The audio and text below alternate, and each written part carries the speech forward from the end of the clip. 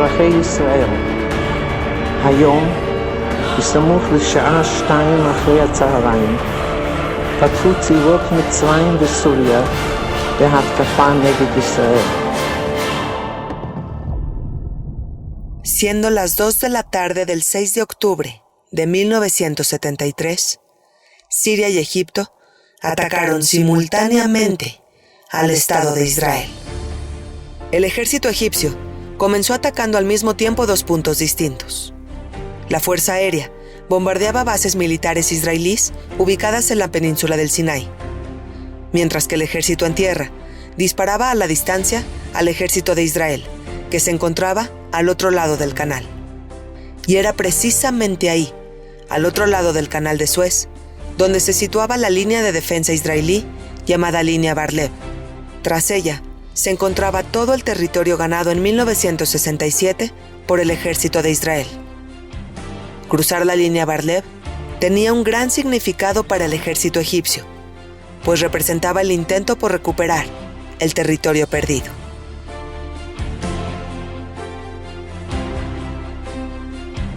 A los pocos minutos de iniciado el ataque, los soldados egipcios explotaron bombas de humo con el objetivo de cruzar el canal sin ser vistos. La táctica funcionó, pues con una visibilidad completamente imposibilitada, el ejército israelí fue incapaz de organizar la defensa necesaria. No había hacia dónde disparar, pero desde esa cortina de humo llegaban balas y misiles, y las muertes israelíes se comenzaron a sumar.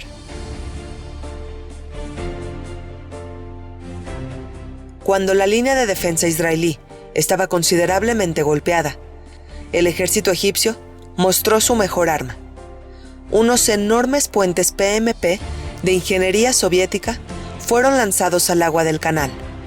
Ensamblados en cuestión de minutos, los puentes quedaron listos para soportar la más pesada carga militar.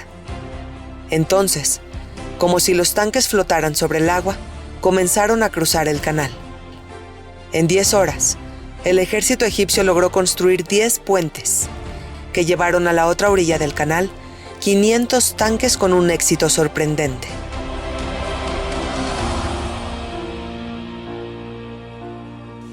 Una vez cruzado el canal, los soldados egipcios comenzaron a escalar y derribaron los bancos de arena con mangueras de agua de alta presión.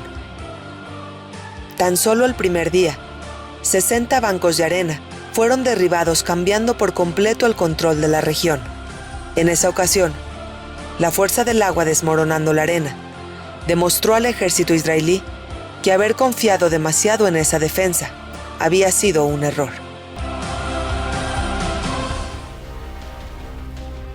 Conforme los egipcios avanzaban sobre la península del Sinai, encontraban material militar de la Guerra de los 6 días llevada a cabo en ese mismo lugar 6 años atrás. Aquel extenso desierto había sido para el ejército sirio el escenario de su más vergonzosa derrota. Pero ahora se encontraban festejando una momentánea victoria. Motivados por el éxito obtenido, los soldados egipcios desempacaban sus misiles soviéticos Shager y sin pausa disparaban a los pocos tanques israelíes que valientemente se acercaban asumiendo sus pocas posibilidades.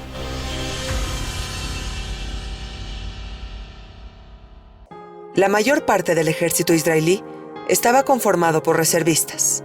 Llamarlos y organizarlos tomaba alrededor de 20 horas, así que mientras ese llamado se llevaba a cabo, el ejército israelí tenía que hacer algo para detener el avance continuo. Se tomó, pues, la decisión de utilizar la Fuerza Aérea del Estado de Israel. El objetivo era bombardear los puentes, pero el humo esparcido por el ejército egipcio le imposibilitó a los pilotos israelíes localizar sus objetivos. Uno a uno, comenzaron a caer todos los puestos de control israelíes, pero de todos ellos, hubo un puesto militar que tuvo una historia especial. Se trataba de una base ubicada en el puerto de Teblik. Ahí, 42 soldados israelíes soportaron sin rendirse durante una semana el asedio egipcio. Agotaron municiones para disparar y resistieron. Agotaron comida y agua y continuaron resistiendo. Finalmente, los 42 soldados se entregaron después de una negociación en la que intervino la Cruz Roja. La historia era conmovedora, pero no había tiempo que perder. La lucha por la defensa estaba siendo desesperada y estaba en riesgo grandes territorios del Estado de Israel.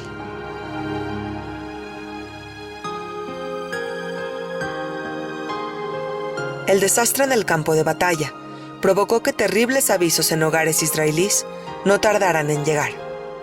Los familiares de los soldados del ejército de Israel se comenzaban a enterar de la muerte de sus hijos, de sus esposos, de sus hermanos, de sus seres queridos. Y si hubo algo que colapsó a la población israelí, fueron los entierros masivos, aquellos que se extendieron por todo el país.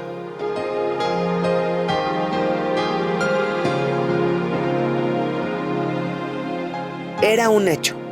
El cumplimiento político que la primer ministro Golda Meir había hecho con el presidente de los Estados Unidos se estaba reflejando en una gran desventaja militar, desventaja que se traducía en muertes, y justamente así lo expresó Moshe Dayan.